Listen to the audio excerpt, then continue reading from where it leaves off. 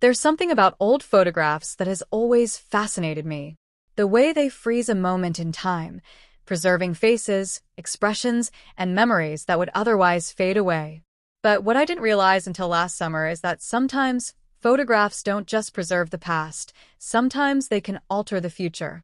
This is the story of how I found the last photograph in my grandmother's camera and how it unraveled everything I thought I knew about my family and myself.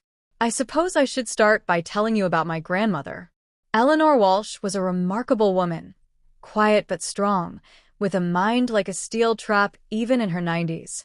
She'd lived in the same Victorian house on Maple Street for over 60 years, and when she passed away last June, I was the one who inherited the responsibility of sorting through her belongings. The house itself was a time capsule.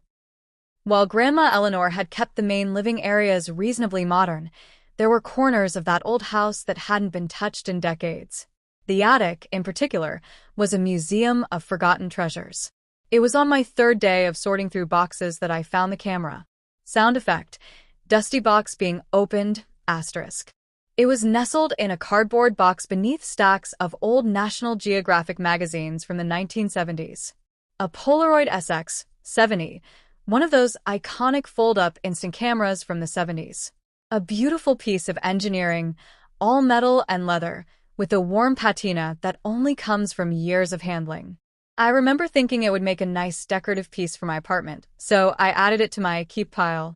It wasn't until later that evening, when I was examining it more closely, that I realized something extraordinary. The camera still had film in it. One exposure left, to be exact. The little counter on the back showed a single photograph waiting to be taken after what must have been decades of dormancy. Now, if you know anything about instant film, you know it doesn't have an indefinite shelf life.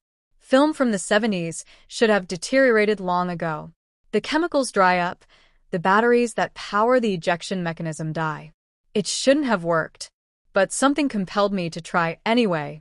I raised the viewfinder to my eye, pointed it at the corner of my grandmother's living room where an old reading chair sat beneath her favorite lamp, and pressed the shutter. The camera made that familiar mechanical sound, and, to my absolute shock, it ejected a photograph. The small square of film slid out smoothly, as if the camera had been used just yesterday. I watched, mesmerized, as the chemical process began, that magical transformation from blank gray to an emerging image. Anyone who's ever used a Polaroid knows that anticipation, that childlike wonder as you watch the picture develop before your eyes. But what emerged wasn't the reading chair I had photographed.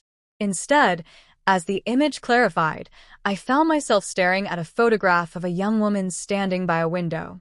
She was wearing clothing from what appeared to be the 1940s, a simple dress with padded shoulders, her hair styled in victory rolls. She was looking directly at the camera with an expression that seemed to contain both sadness and determination. I felt a chill run through me as I realized I was looking at my grandmother, not as the elderly woman I had known, but as a young woman of perhaps 20. This was impossible. I had taken this photograph moments ago, pointing at an empty corner of a room. There was no way this decades-old image of my grandmother could have just emerged from the camera. I told myself there must be a logical explanation.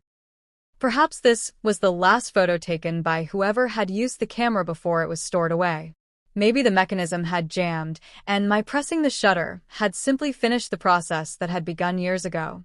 But that didn't explain one crucial detail. In the photograph, young Eleanor was holding something in her hands.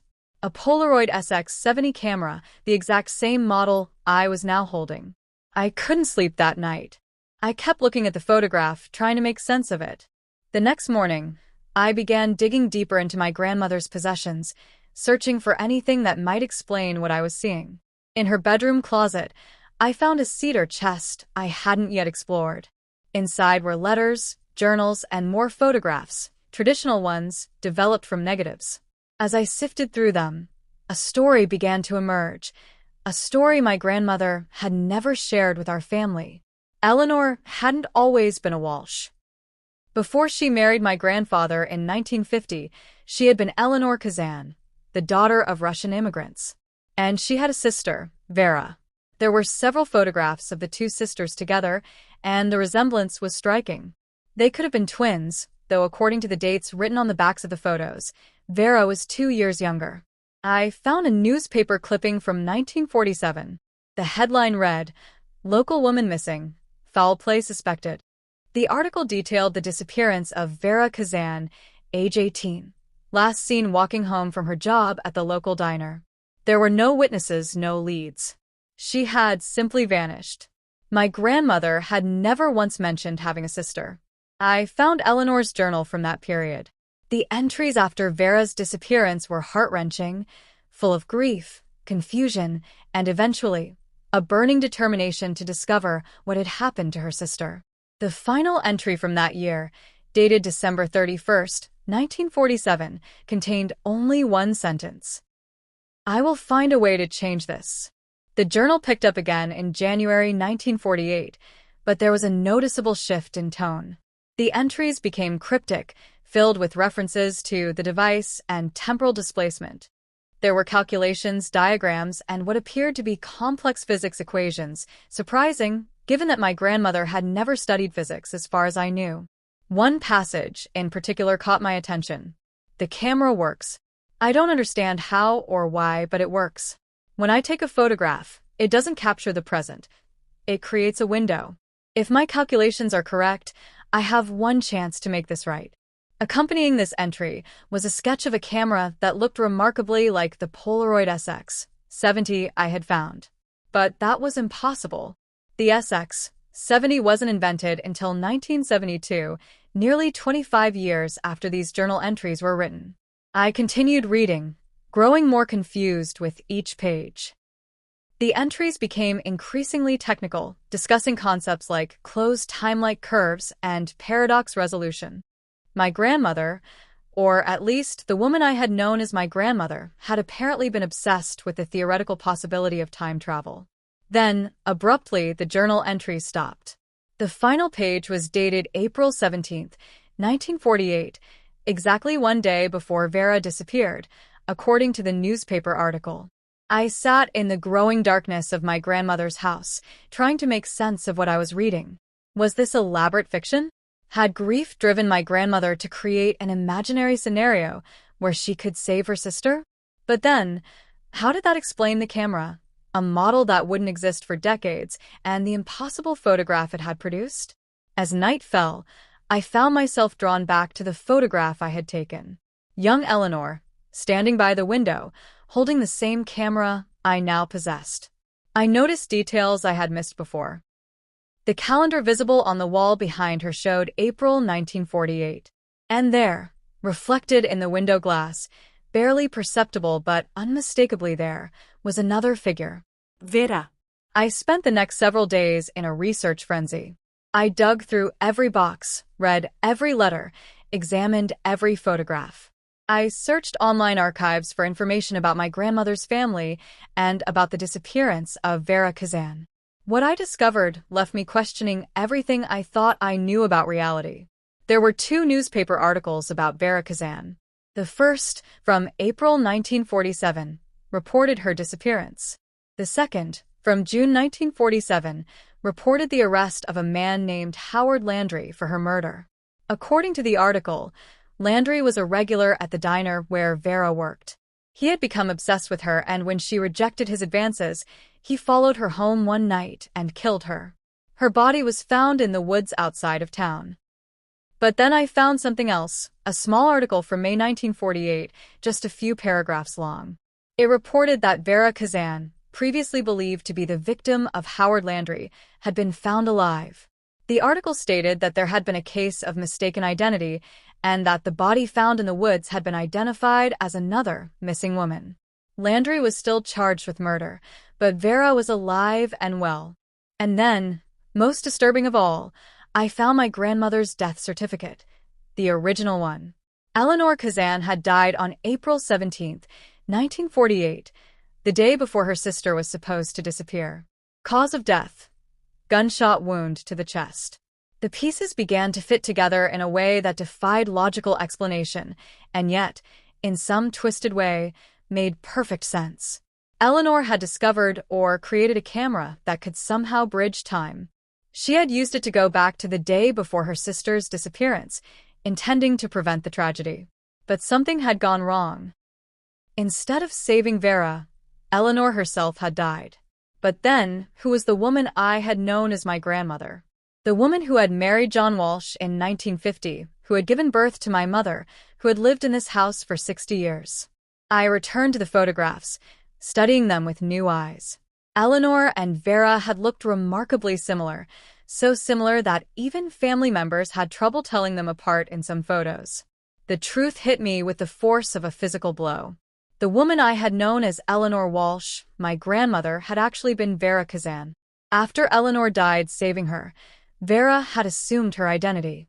Perhaps out of grief, perhaps out of fear, perhaps because in the confusion following the discovery of a body initially believed to be hers, it had simply been easier to step into her sister's life than to explain the inexplicable.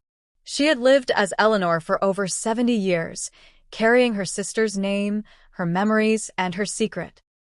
And now, somehow, that secret had passed to me through the final photograph in an impossible camera. I wish I could tell you that I found a scientific explanation for all of this, some rational framework that makes sense of cameras that capture different times and sisters who trade places across decades. But I can't. What I can tell you is what I did next. I repaired the camera. Using my grandmother's journals and some specialized parts one found with the help of online forums dedicated to vintage photography, I restored the SX-70 to working condition. I ordered new film, not easy to find, but not impossible. And then I waited. April 17, 2023, 75 years to the day after Eleanor Kazan died, saving her sister. I stood in my grandmother's living room, by the window where young Eleanor had stood in that impossible photograph. I raised the camera to my eye. The photograph emerged, and I watched as it developed. This time, I wasn't surprised by what I saw. It was me, standing exactly where I was standing, holding the camera. But in the reflection of the window behind me was another figure, a young woman with familiar eyes. My grandmother. Both of them. I don't know if what happened to Eleanor and Vera was a miracle, a glitch in the universe, or something else entirely. What I do know is that this story, doesn't end with them. Somehow, I'm part of it now. The camera sits on my desk as I record this. It has no more film, no more photographs waiting to be taken. Its purpose, whatever that was, appears to be fulfilled. But sometimes, late at night, I could swear I hear it, that distinctive mechanical whir, as if a photograph is being ejected. And in those moments, I feel them watching over me. Two sisters whose bond transcended time itself, and whose secret is now mine to keep. Or, at least, it was until I decided to share it with all of you. Before I end this video, there's one last thing I need to tell you. One detail I've been holding back. When I examined my family tree, tracing back through birth certificates and marriage licenses, I discovered something that made my blood run cold. Eleanor, the real Eleanor, had been pregnant when she died. The father's name wasn't recorded, but according to medical records I uncovered, she was 3 months along. Vera, living as Eleanor, gave birth to a baby girl in October 1948, my mother. Which means the woman I knew as my grandmother wasn't my grandmother at all. And the woman who was actually my grandmother, Eleanor, died decades before I was born. But here's the truly impossible part. The medical examiner's report noted something unusual about Eleanor's pregnancy. The embryo showed signs of developmental anomalies that couldn't be explained by the medical science of 1948. I had a DNA test done last week. I compared my genetic material to a hair sample I found in one of Eleanor's old brushes, still in her vanity drawer. We're not related. At least, not in any way modern genetics can explain. I don't know who or what I am. But I know that whatever happened when Eleanor took that final photograph, whatever bridge she created between times, it didn't just save Vera. It created me. The camera sits on my desk as I finish recording this video. No more film. No more photographs. But yesterday, I noticed something that wasn't there before. A small counter on the back, previously showing 0. It now shows 1. If you've made it this far, thank you for listening to my story. Is it true? Is it fiction? I'll leave that for you to decide. But before you close this video, take a moment to look around you. Really look, because sometimes the most extraordinary things are hiding in plain sight, in old boxes, in family secrets, or perhaps even in that vintage camera gathering dust on your shelf. Some mysteries aren't meant to be solved. They're meant to be lived.